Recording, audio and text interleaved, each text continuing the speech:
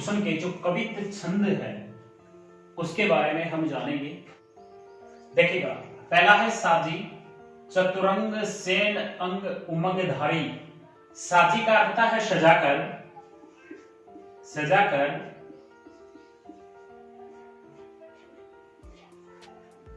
चतुरंग होता है चार प्रकार की सेना, चार प्रकार की, चार प्रकार। इसमें आएंगे हाथी, घोड़े, रथ, पैदल सैनिक। चार प्रकार की सेना जो होती है, हाथी, घोड़े, रथ और पैदल सैनिक। चतुरंग चार प्रकार की सेना। सेन, सेन यानी सेना। अंग, अंग का अर्थ होता है शरीर, शरीर। उमंग, उमंग का अर्थ है जोश। धारी का अर्थ है ग्रहण करके, धारण करके, ग्रहण करके। देखिएगा, साजी, चतुरंग, सेन अंग उमंगधारी। कवि भूषण कहते हैं कि शिवाजी ने अपनी चारों प्रकार की सेना को सुसज्जित करके, सजा करके और अंग में उमंगधारी, शरीर के अंदर जोश धारण करके, चारों प्रकार की सेना को सुसज्जित करके और जोश धारण करके सर्जा शिवाजी। सर्जा का अर्थ है एक उपाधि मिली गई थी, दी गई थी उपाधि, सर्जा शिवाजी, शिवाजी यानी शिवाजी, उपाधि। सर्जा की उपाधि धारण करके जंग, जंग का अर्थ है युद्ध, युद्ध। जीतन, जीतने। चलत का अर्थ है चलते हैं। शिवाजी ने सर्जा की उपाधि धारण कर रखी है और युद्ध जीतने चलते हैं। आगे देखिएगा, भूषण, कवि भूषण। भनत, भनत का अर्थ कहते हैं, भनत यानी कहते हैं, कहते हैं। नाद, नाद का अर्थ शवर। विहद, भयंकर या घोर। नगारण, नगारण का था युद्ध के नगाड़े, युद्ध के नगाड़े।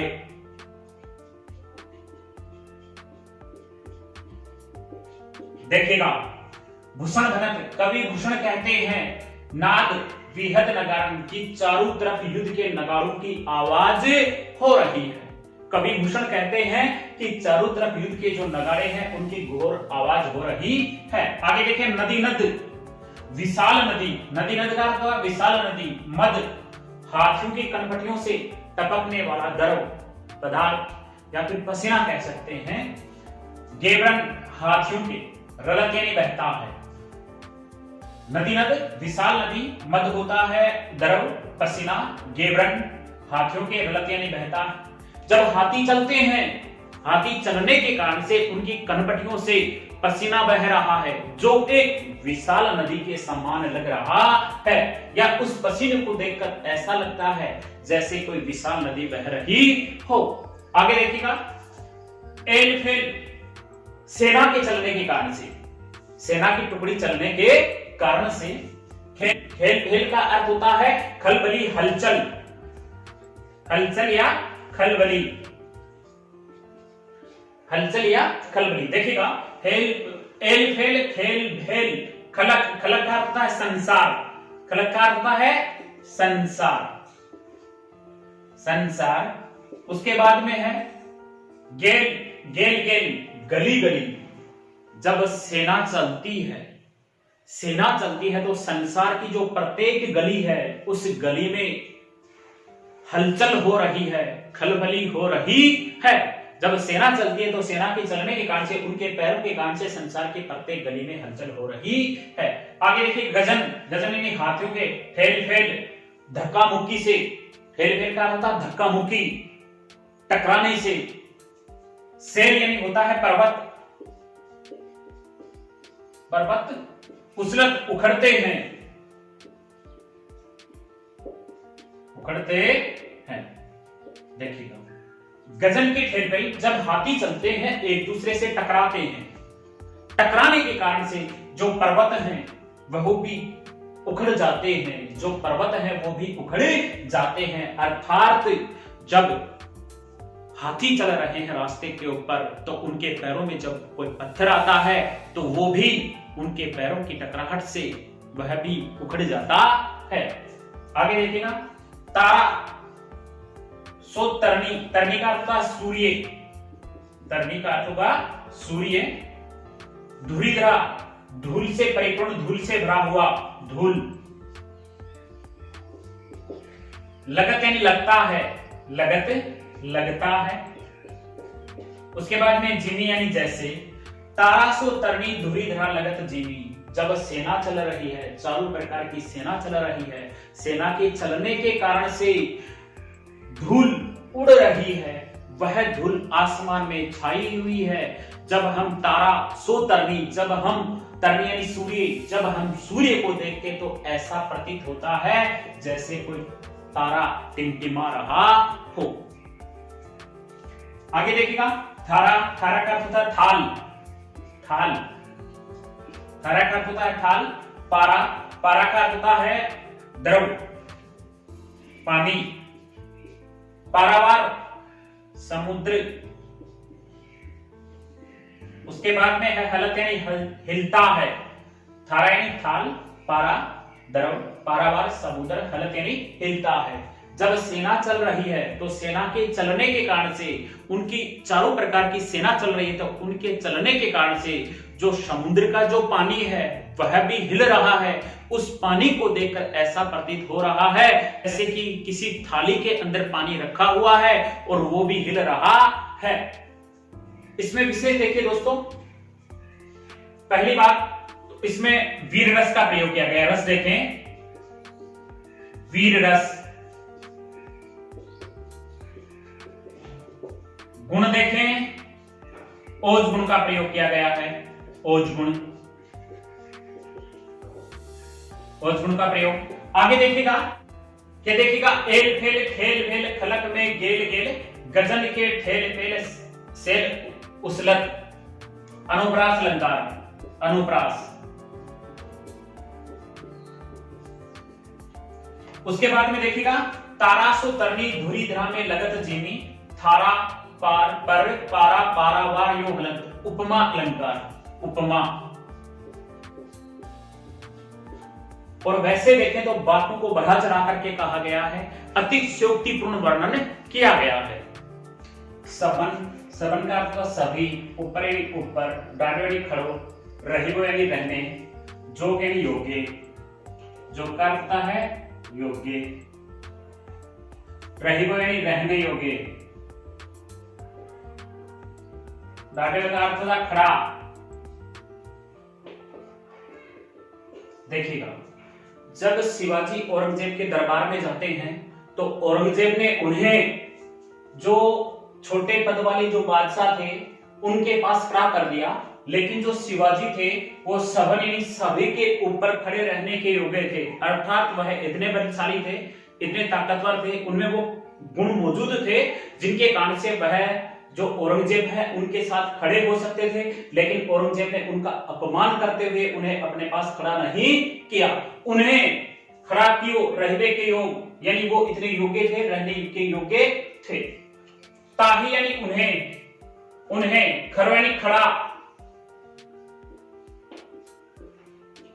क्यों यानी किया, 6000, 6000 का अर्थ होता है छोटे पद वाले बादशाह,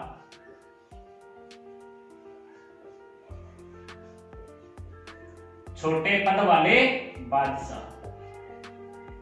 नीरे, नीरे का अर्थ पास। देखेगा, औरंगजेब ने उनका अपमान करते हुए जो छोटे पद वाले जो बादशाह थे उनके पास उन्हें खड़ा किया। उसके बाद में है जानी यानी जानकर, गैर मिसेल, अपमान।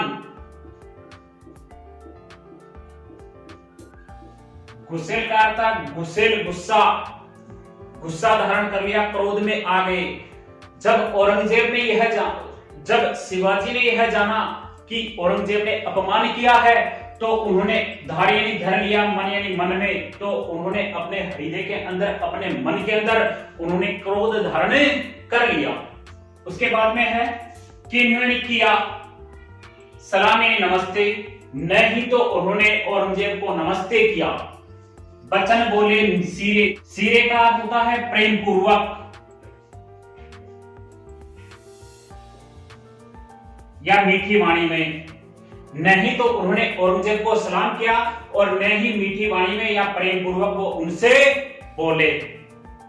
उसके बाद में है भूषण भनत, भनत यानी कहते हैं महावीर, महान जो वीर है, बलकन यानी उत्तेजित होने लगा, यानी लगा। देखिएगा फिर से, भनत यानी कहते हैं महावीर, महान वीर, बलकन यानी उत्तेजित, लगा यानी होने लगा। और जो शिवाजी है वह क्रोध से उत्तेजित होने लगा। उसके बाद में है सारे यानी संपूर्ण,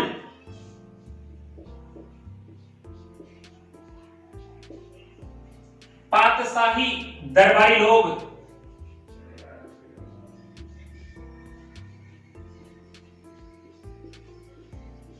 दरबारी लोग। उसके बाद में है उड़ाए गए यानी उड़ गए, जीरे का अर्थ होता है होश।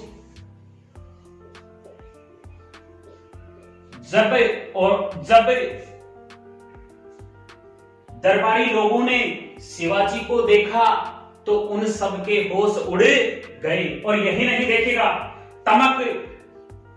चमक रहा था लाल मुख शिवाजी का निरखे देख करके। देखिएगा तमक यानी चमक रहा था, लाल मुख शिवाजी निरखे देख करके। शिवाजी का चेहरा क्रोध से चमक रहा था।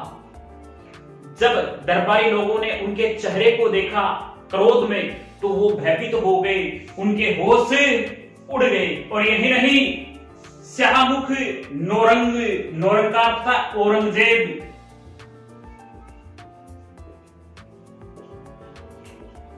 औरंगजेब। देखिएगा स्यामुख यानी काला, निरख्यानी देखा, निरख्यानी देखा।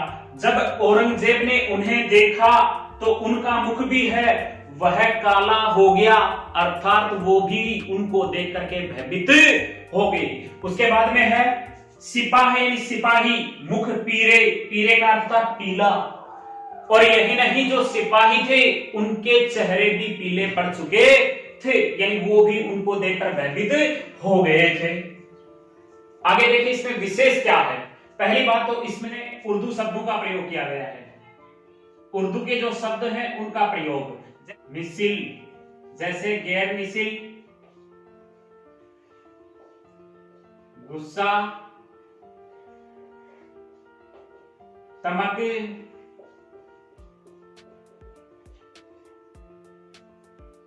इत्यादि। उसके बाद में अलंकार देखिएगा,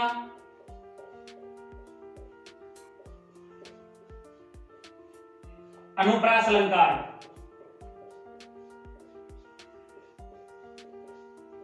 कहां पर किया गया है ये देखिएगा, गैर मिसल, गुस्से में अनुप्रास अलंकार। और इसके बाद में शब्द शक्ति, शब्द शक्ति का प्रयोग है लक्षणा और व्यंजना शब्द शक्ति।